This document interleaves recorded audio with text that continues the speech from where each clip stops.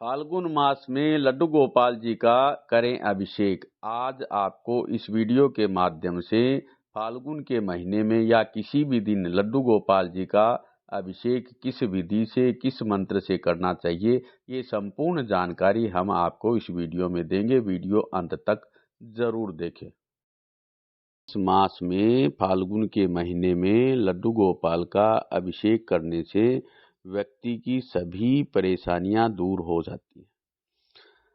अब ऐसे में अगर आप फाल्गुन मास में लड्डू गोपाल का अभिषेक करने का सोच रहे हैं तो आज हम आपको बताएंगे कि किस तरह से लड्डू गोपाल का अभिषेक करें।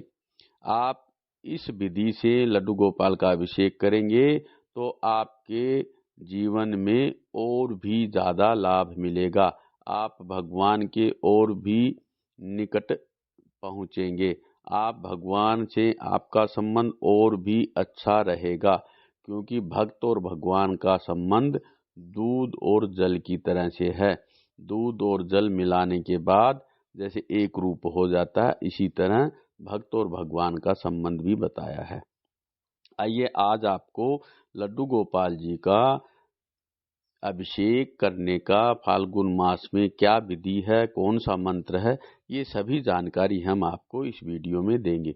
वीडियो अंत तक जरूर देखें और चैनल को सब्सक्राइब करना न भूलें और वीडियो को लाइक शेयर करना भी आप न भूलें। बोलो लड्डू गोपाल भगवान की जय, बोलो वृंदावन बिहारी लाल की जय। आइए आपको लड्डू गोपाल का विधिवत अभिषेक करना विधि आपको बता रहे हैं। सबसे पहले आप सुबह जल्दी उठें, कोशिश करें ब्रह्म मुहूर्त में उठ जाएं, स्नान आदि करें और साथ ही श्री कृष्ण भगवान का ध्यान करें। इसके बाद आप सबसे पहले आचमन करें। गंगा जल 3 बार आप पिएं। इस बात का ध्यान रखें कि आचमन करने से पहले हाथों को आप अच्छी तरह से साफ कर लें। लड्डू गोपाल जी को शुद्ध जल से स्नान कराएं। जल में तुलसी मिलाकर के भी स्नान कराएं। ऐसा करना शुभ माना जाता है। इसके अलावा लड्डू गोपाल जी को केसर मिश्रित दूध से स्नान कराएं। अगर केसर उपलब्ध न हो तो आप दूध में हल्दी मिला करके भगवान का अभिषेक करें, क्योंकि कान्हा को पीला रंग बहुत प्रिय है। और इस बात का भी ध्यान रखें, फाल्गुन का महीना है और केसर अगर नहीं मिले तो आप हल्दी मिश्रित दूध से भगवान का स्नान कराएं। ऐसा करने से लड्डू गोपाल जी अत्यधिक आपके ऊपर कृपा करेंगे, प्रसन्न होंगे। उसके बाद लड्डू गोपाल के पूरे शरीर में चंदन का लेप जरूर करें और फिर उन्हें तिल मिश्रित जल से साफ करें, यानी स्नान कराएं, क्योंकि भगवान को तिल भी बहुत पसंद है। कहते हैं कि लड्डू गोपाल जी की पूजा तिल के बिना अधूरी ही मानी जाती है। इसके बाद आप शहद में फूल डालकर लड्डू गोपाल को इत्र की तरह से शहद छिड़के। इसके बाद लड्डू गोपाल को देसी घी लगाएं और मलें, फिर उन पर जल अर्पित करें, शुद्ध जल से स्नान कराएं। इसके बाद साफ सुथरे कपड़े से लड्डू गोपाल जी को पोंछें और नए वस्त्र आप पहनाएं। लड्डू गोपाल का जितना भी आपके पास उपलब्ध हो पूरा श्रृंगार करें, सुगंधित द्रव्य लगाएं, फूल माला अर्पित करें और अंत में लड्डू गोपाल जी को गुलाल जरूर चढ़ाएं, क्योंकि ये फाल्गुन का महीना है। और बाद में आरती, भजन, कीर्तन आदि आप करें। लड्डू गोपाल जी का आपको अभिषेक करने के दौरान आप अगर हो सके तो इन मंत्रों का जरूर उच्चारण करें। मंत्र इस तरह से हैं। सबसे पहले आप जब लड्डू गोपाल जी को आप स्नान करा रहे हैं, आचमन कर रहे हैं, तो उस जल में आप ऐसा मन में भावना लाएं कि सभी तीर्थों का जल इसमें समाहित है और लड्डू गोपाल ये आपको समर्पित है। और ये मंत्र भी आप बोलें, सर्व तीर्थ समायुक्तम सुगंधम निर्मलम जलम आचम्यताम मया दत्तम गृहाण परमेश्वरः। इसके बाद आप स्नान कराएं और स्नान कराते समय भी आप गंगा आदि सभी तीर्थों का स्मरण करें। गंगा सरस्वती रेवा पयोस्नी नर्मदा जले स्नापितोषी मया देव तथा शांतिम कुरुस्व में। स्नान कराने के बाद पंचामृत से आप स्नान कराएं तो ये मंत्र बोलें, पंचामृतम मया नीतम पयोदधि घृतम मधु शर्करा च समायुक्तम स्नानार्थम प्रतिगृह्यताम। और उसके बाद आप चंदन लगाते समय भगवान लड्डू गोपाल का जब चंदन लगाएं तो आप ये मंत्र आप उच्चारण करें, श्रीखंड चंदनम दिव्यम गंधाढ्यम सुमनोहरम विलेपनम सुरश्रेष्ठ चंदनम प्रतिगृह्यताम। इसके बाद भगवान को आप फूल अर्पित करें, पुष्प अर्पित करें, और फूल अर्पित करते समय आप इन मंत्रों को उच्चारण जरूर करें। माल्यादीनि सुगंधिनी मालत्यादीनि वै प्रभो मया हृतानि पुष्पाणि पूजार्थम प्रतिगृह्यताम। फिर धूप दीपक आदि से भगवान को आप आरती करें, फिर पुष्पांजलि करें, और जो भी आपके पास भोग हो भोग लगाएं, और फिर वो प्रसाद चरणामृत लेकर के आप खुद भी ग्रहण करें, पूरे परिवार को भी आप खिलाएं। इस विधि से आप अगर फाल्गुन मास में लड्डू गोपाल जी का अभिषेक करते हैं तो आपकी जो भी मनोकामना होगी वो जरूर पूरी होगी। इससे संबंधित आपको एक छोटी सी घटना आपको बताते हैं, एक संत की कहानी आपको बताते हैं। एक बार की बात है, कुछ संत लोग और यात्रा कर रहे थे, ट्रेन में यात्रा कर रहे थे।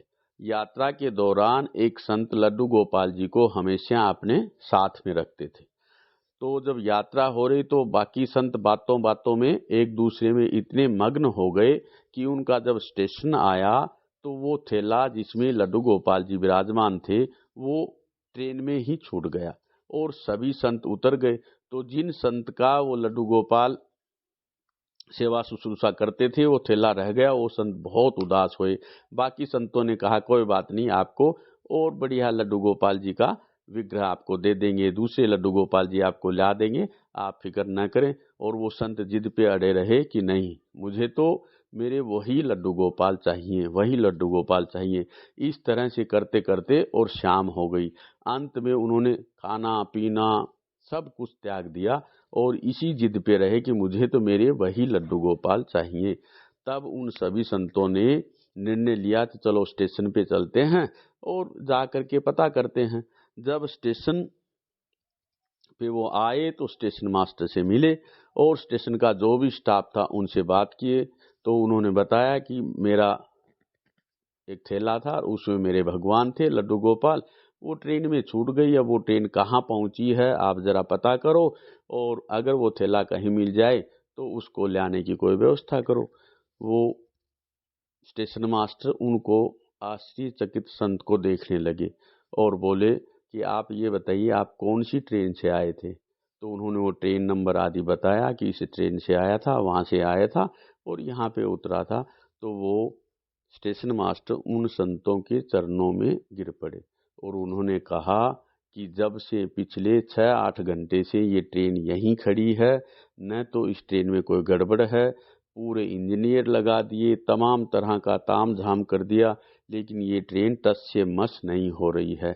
आप बताइए कौन से डब्बे में है।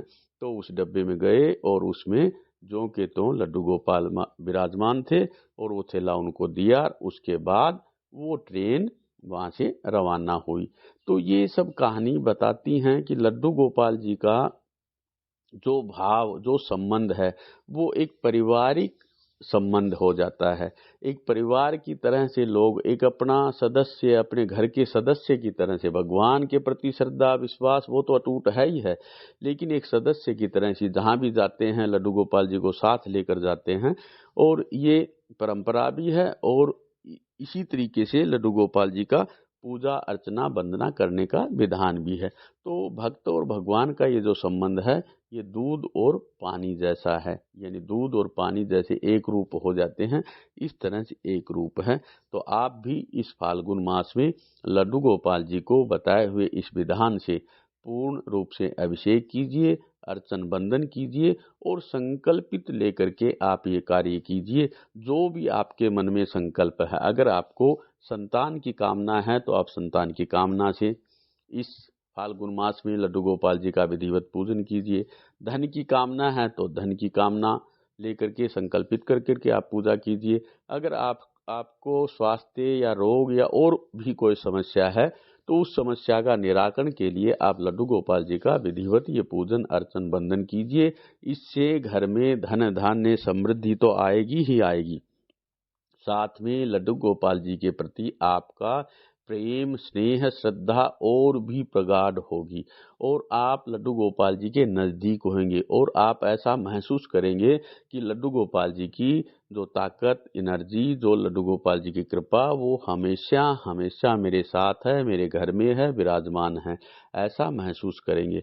और लड्डू गोपाल जी की कृपा से आपके जो कार्य रुके हुए हैं, जो विघ्न बाधाएं हैं वो भी दूर होंगी। अगर किसी कारण से कोई ग्रह दशा खराब है, कोई जन्म पत्री, वर्ष पत्री, लग्न पत्री आदि का कोई दुराग्रह योग भी आपका है तो आप लड्डू गोपाल जी को इस विधि से पूजन अर्चन बंदन कीजिए और संकल्पित कर करके इस समस्या से लड्डू गोपाल जी को अवगत कराएं कि भगवान ये समस्या का निराकरण आप ही करें, आप ही जानें, आप ही की समस्या है।